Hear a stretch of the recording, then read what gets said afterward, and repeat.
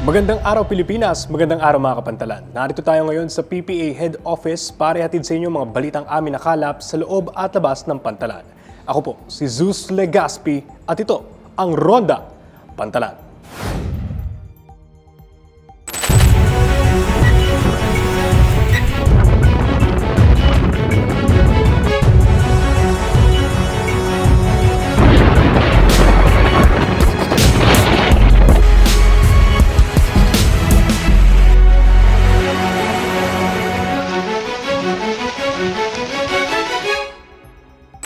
Dahil sa sama ng panahong dala ng severe tropical storm Christine, nakansela ang pagbiyahe ng mga sasakyang dagat sa ilang bahagi ng Pilipinas.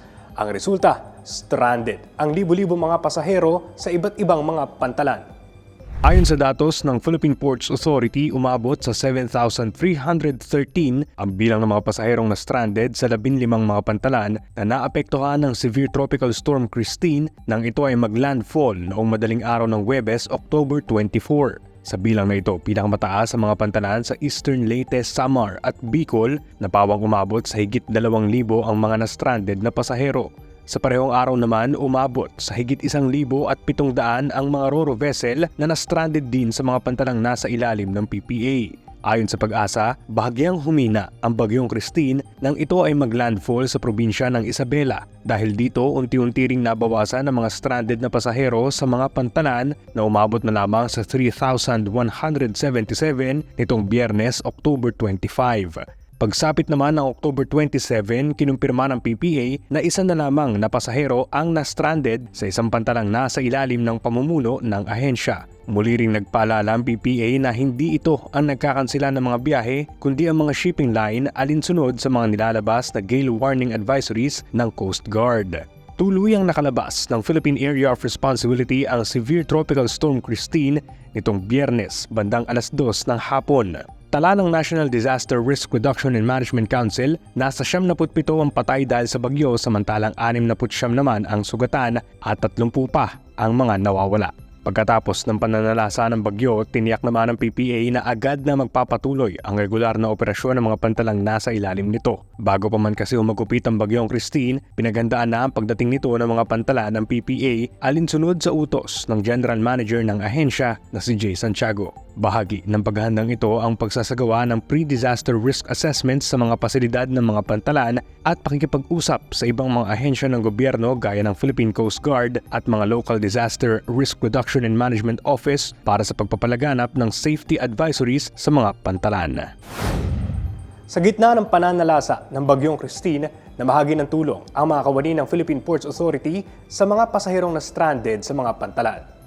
Namigay ng food packs, lugaw at iba pang mainit na pagkain sa mga pasaherong na stranded sa mga pantalan ang mga empleyado ng iba't ibang port management offices sa bansa na nasa ilalim ng PPA. Nakaugalian na umano itong gawin ng mga kawani ng ahensya sa tuwing may bagyo o sama ng panahon na nagiging dahilan sa pagtigil ng mga pasahero sa mga pantalan.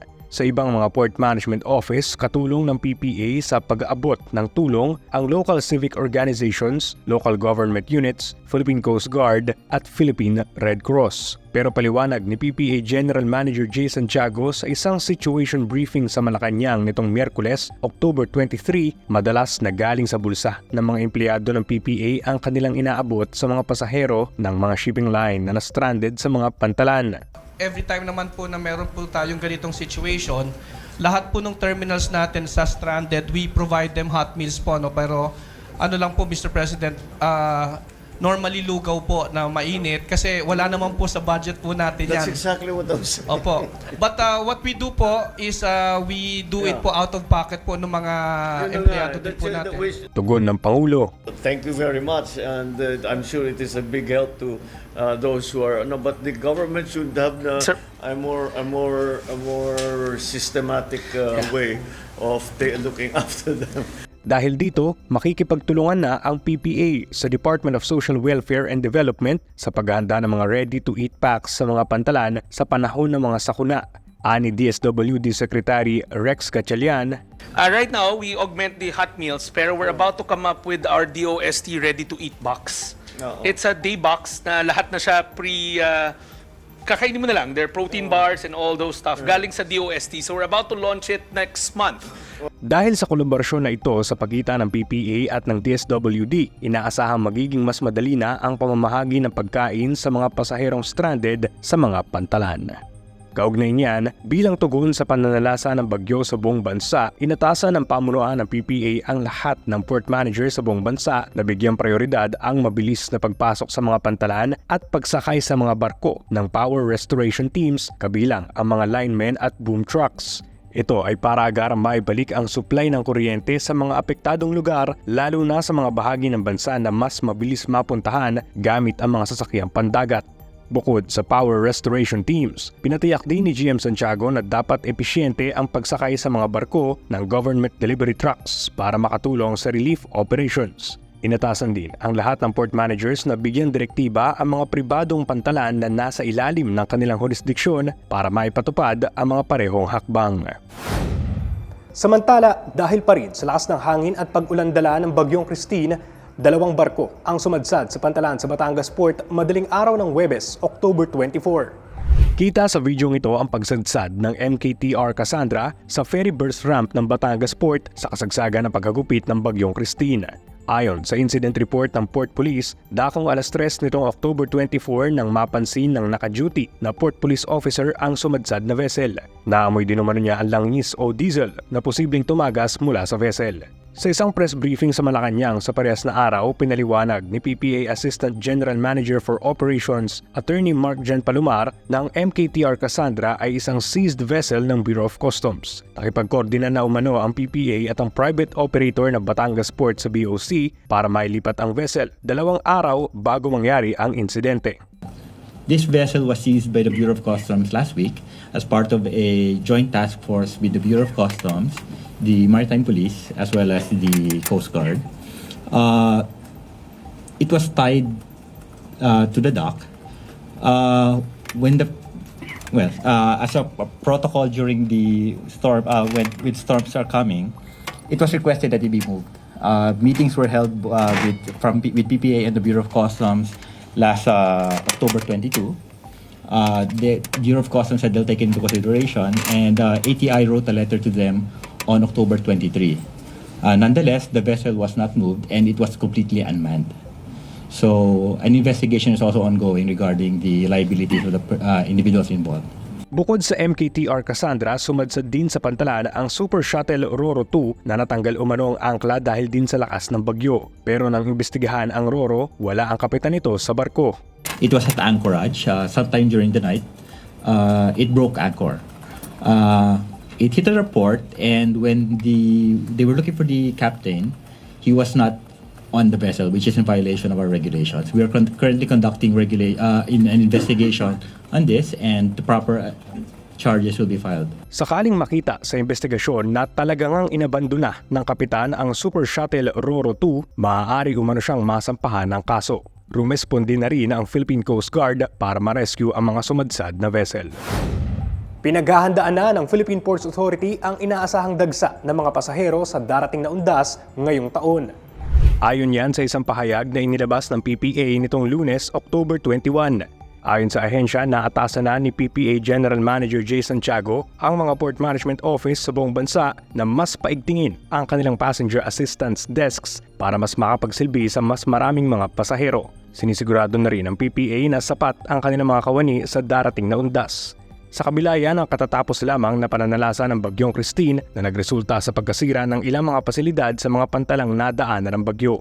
Ayon sa forecast ng PPA, inaasahan nilang aabot sa 1.6 million na mga pasahero ang dadagsa sa mga pantalan mula Lunes, October 28 hanggang November 4. Pinakamataas sa bilang na ito ang mga pantalan sa Batangas, Mindoro, Bicol, Panay Guimaras, Negros Oriental Siquijor, Bohol at Surigao.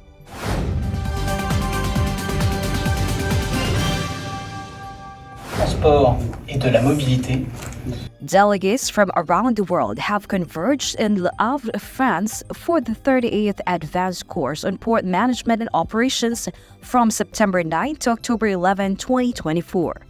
Conducted by the Institut Portuaire de Cinéma et de Recherche of EM Normandy and Haropa Port, organized under the aegis of the International Maritime Organization or the IMO. Port professionals from all over the world were welcomed as part of the 38th edition of the training program. Training session include developing countries to boost efficiency in port management and operations. This session, which lasted for a month, welcomes senior executives from Angola, Cameroon, Comoros, Djibouti, Guinea, Kenya, Madagascar, Mauritania, Senegal, Somalia, Mongolia, Mauritius, Namibia, Philippines, Togo, and Suriname. The courses are given by Europa port managers and engineers, professional from the Le Havre port area, specialized in maritime field, and members of the university teaching staff. Topics included port management organization, the port economy, the master plan, ship handling and port call management, technologies and information system used in ports, port development and maintenance, management of public domain, port dues, port marketing and sales, the port environment, and finally, a course on the challenges of port safety and security. Visits of port facilities are also organized to enable professionals to put their newly acquired knowledge into perspective with the reality on the ground. I was very pleased and proud to organize this seminar, and I'm sure that you'll return to your own country with new good practices, very good memories, and the heart full of emotion. The Philippine Ports Authority actively participated in the course. It has been recently awarded as the best cruise destination in Asia. Also, the Philippine Ports received an award as the best port call of 2024. One of the 8 highlights of the visit included the commemoration of the 80 years anniversary of the liberation of Le Havre, which included the presence of France's President Emmanuel Macron. Qui a vécu la libération de septembre 1944. The delegates were also granted a visit to the port terminals of Le Havre and observe the cargo operations of the country to absorb the best practices in port operations and cargo handling. Port police were also able to demonstrate to the delegates security measures in ports, supplementing a maritime security lesson from French Navy and maritime law experts. G4, lui, va intervenir plus dans l'est, là où il y a des réserves naturelles. The program also included French dinner with the AVF, who also served as the host families of the delegates. Opening to the world, first by studying all together, and also by discovering France, Normandy, and Le Havre. Congratulations to be here after a hard selection 2024. The dinner was concluded with French culture and open session for experience.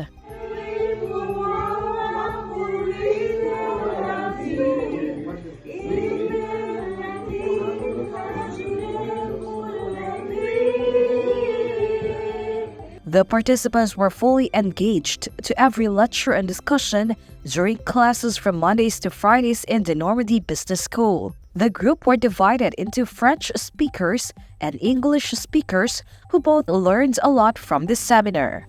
A multicultural, multinational experience. All various participants, delegates from different fields of the port community. And this causes an enriched experience and a greater sense of belonging to the community, the port community as a whole. And knowing each different cultures, sharing. This is what we call networking and building strong relationships with each other. In the closing ceremony, the Philippine ports, among others, were awarded a certificate for the month-long course. The 38th course in port management and operations signifies the port's thrust in strengthening the country's position as a premier port hub in Southeast Asia. Along with other ports from all around the world, this is a special bond of port professional from different fields that will soon be the pioneer of lessons learned through the month-long study. Merci beaucoup, Alpha, Enchanté. Eunice Samonte reporting from Paris, France. At yan ang mga balitang amin nakalap sa pagronda sa mga pantalan sa linggong ito. Manatili nakatutok sa aming social media pages. I-type lamang po ang Philippine Ports Authority sa Facebook, YouTube, X, Instagram at TikTok para manatiling updated sa mga kaganapan sa Pantalan. Muli mula rito sa PPA Head Office, ako po si Zeus Legaspi. At ito ang Ronda Pantalan.